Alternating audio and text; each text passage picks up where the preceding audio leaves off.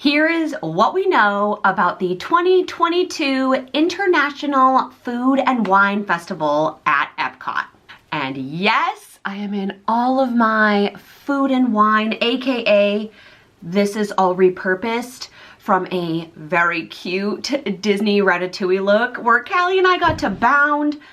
I'm gonna show you some vlog footage and I will make sure that there are pictures up on Instagram this week, so make sure you're following along there, but I'm embracing my little inner chef to tell you all of this news.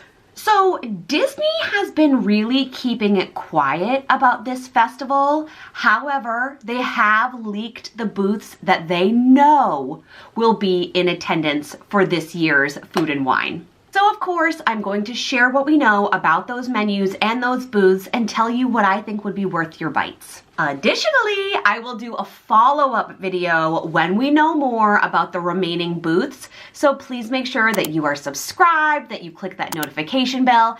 And if you're excited about this content, I am very excited about this festival, please give this video a thumbs up. We were lucky and got to be at the 2021 Food and Wine Festival in October for the opening of Disney's 50th anniversary celebration. And we'll be there again this fall. So this research, while I love bringing it to you, and yes, I put on false eyelashes for you. These are the kind that magnetic to the eyes. If you're interested, let a girl know. But this research is also for me because I like to know in advance what I should be expecting from menu to put into my cheese stick tummy. Stick around to learn what booths are open and what is going to be delish at each.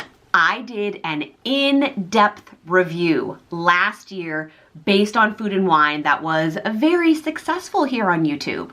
Oftentimes, the most popular menus or most popular dishes at each booth repeat because Disney's no fool, they know what their customer base likes. So I'll make sure I link that video here above because my guess is a lot of these booths will be the same or at least similar year to year. For 2022, Food and Wine, this festival starts on July 14th and runs through November 19th. Which is a really long Disney festival. It gives you lots of time to get there. If you haven't yet experienced a Disney festival, essentially these are like little booths or outdoor kitchens located in Disney's Epcot, both in Future World, but primarily around World Showcase.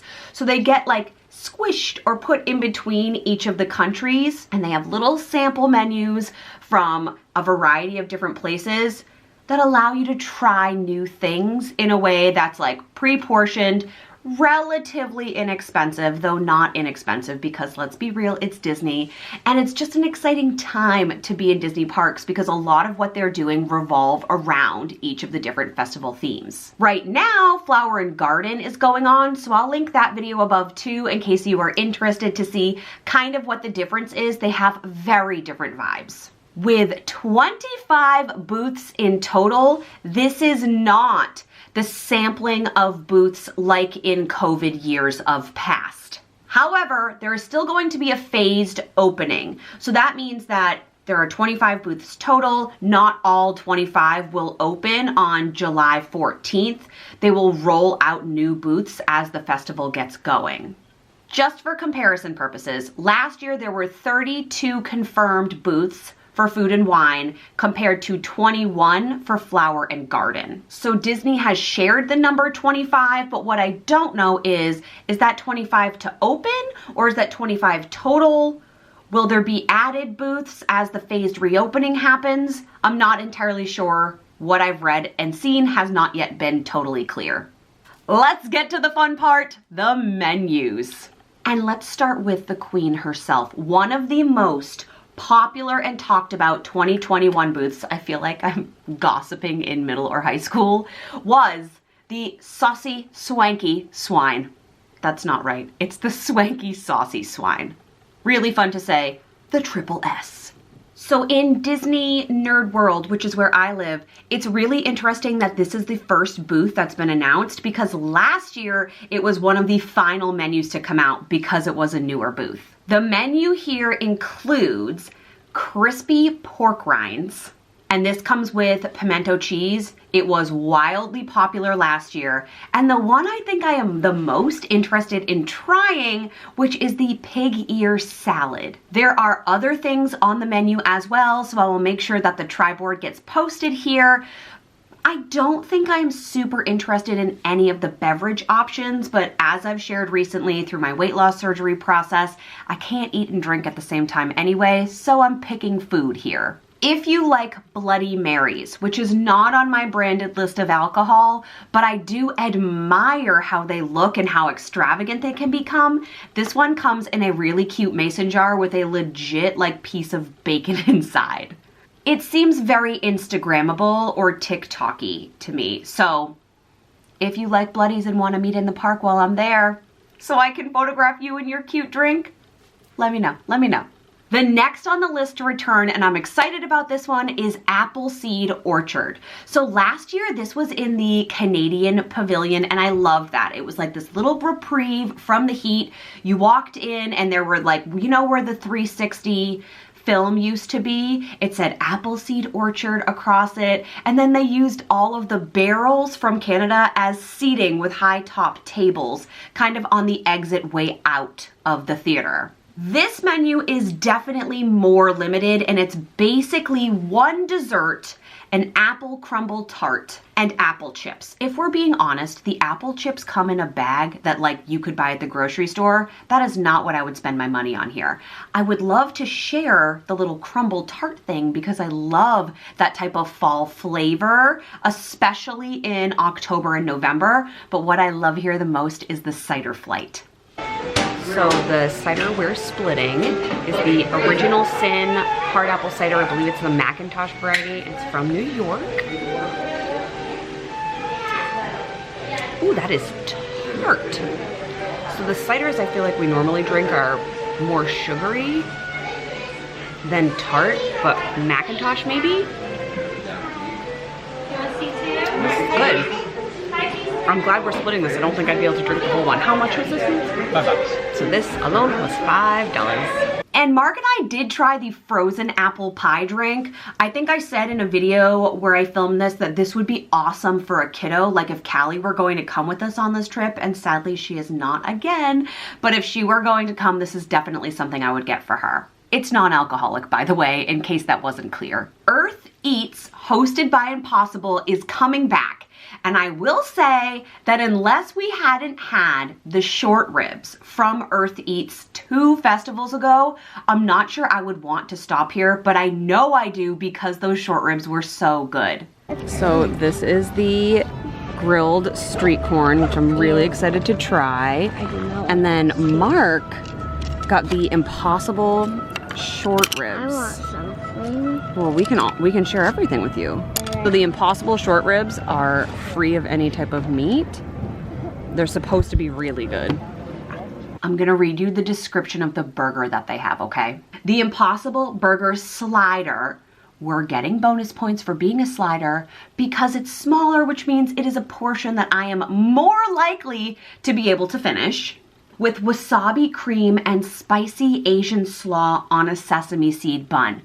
Not only is this incredible because it is not real meat. So if you're unfamiliar with the term Impossible, it's a company that creates vegan dishes inspired by non-vegan meals, if that makes sense. Hopefully that makes sense to you. But I love this explosion of taste and flavor that they're putting into this. Again, the menu is limited here for now, but I think that's okay. I feel like a limited menu isn't a bad thing for a booth because it means they're just perfecting what they're doing, and hopefully everything will be hot and fresh when it comes out, as opposed to a bigger menu where things can kind of get lost in translation. I'm all about perfecting your art first and then moving on to something else. Hops and barley will be making a comeback too. So, as you may know, I live on Cape Cod in Massachusetts. We are not an island, we're a little peninsula surrounded by the ocean. So there's a lot of seafood options here. The idea of traveling all the way to landlocked Orlando to eat a New England inspired lobster roll feels weird to me. However, if you don't come from an ocean seaside town and you don't have access to fresh seafood and you don't plan a trip up to the Cape to see me anytime soon, this would be a great place to try that. So I need to know so far, which of these menu items, from the ones I'm showing you on the screen, the ones we're talking about here, are there any that's like a must try for you? One of the themes that I'm seeing in my Disney research is that Disney doesn't expect their guests to attend every single festival. Unlike in Disneyland, where things are a little more accessible to locals, in Disney World, people make kind of like their voyage or maiden trips there, so they pick the festivals they go to. Again, this means that they bring back fan favorites year to year, which I'm 100% okay with. I love that they bring back the things that people like, and typically there is a booth reserved just for what they call the favorites. And so the most popular dishes from past years will just be kind of like condensed into one booth. So you can try them all from one place instead of needing to hop from country to country. Full disclosure, I did save my favorite for last. So far, the final booth that we 100% know will be showing up in the 2022 Food and Wine Festival is Shimmering Sips, sponsored by Corksicle. Did I name this Shimmering Sips? It's glitter, it's magic, it's champagne-y. This booth is essentially a mimosa bar. Mimosa. If you don't say it like Parks and Rec, I'm not sure what you're doing here. Last year, I prayed, it wasn't on the online menu, and I prayed to the champagne gods that there was going to be a flight of all the different options, and when we got there, there was a flight. It's called manifesting, okay? I'm just gonna include the footage from October of me trying these wines. Yes, I have already included this in other vlogs, but just so you can see it firsthand. We are in Epcot for the Food and Wine Festival. It's also October 1st, which means it is the start of the 50th anniversary. So it's very busy and exciting, and things seem really heightened today, but it's all so fun. So we stopped to get two of the things that were on our list. At Shimmering Sips, we have a wine flight.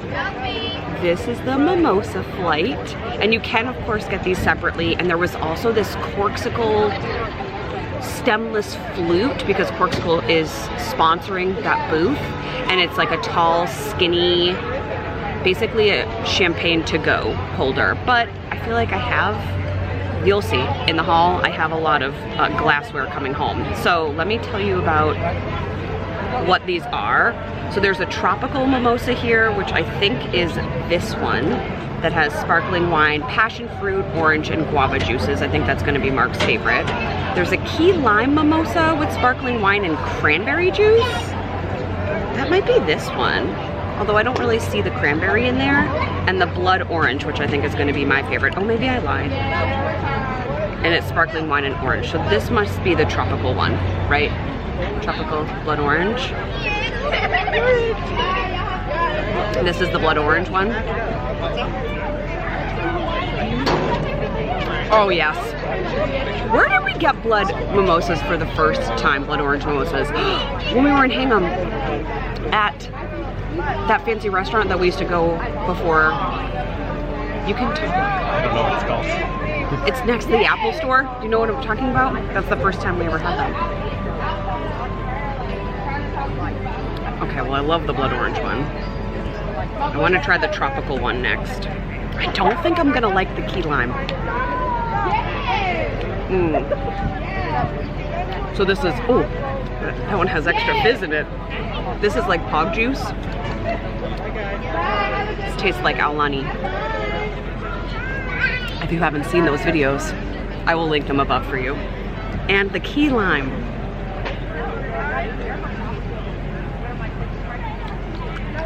No. Oh, that's so sweet. If you like a super sugary, fruity, sweet drink, I think the key lime one, I mean, it's worth a try. Also, not for nothing, like, this is a flight, but you get full little glasses, which I think are adorable. It costs $13 for the flight. The individual ones are a little bit bigger than this, and they are around $7. My favorite is the blood orange. I think that's a fantastic way to start the morning. It's officially 10:52. cheers to food and wine.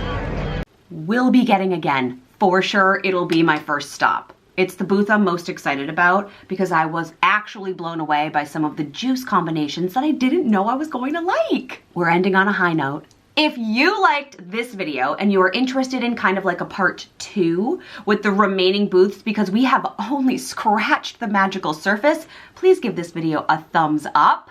You know I love you. I think you're beautiful. I hope you are as excited about this festival, whether you're going on or not. The footage is gonna be so fun, and I'll probably do a what I eat in the day again, specific to this festival. So let me know if you're interested. I love you, love you, love you. We'll see you next week.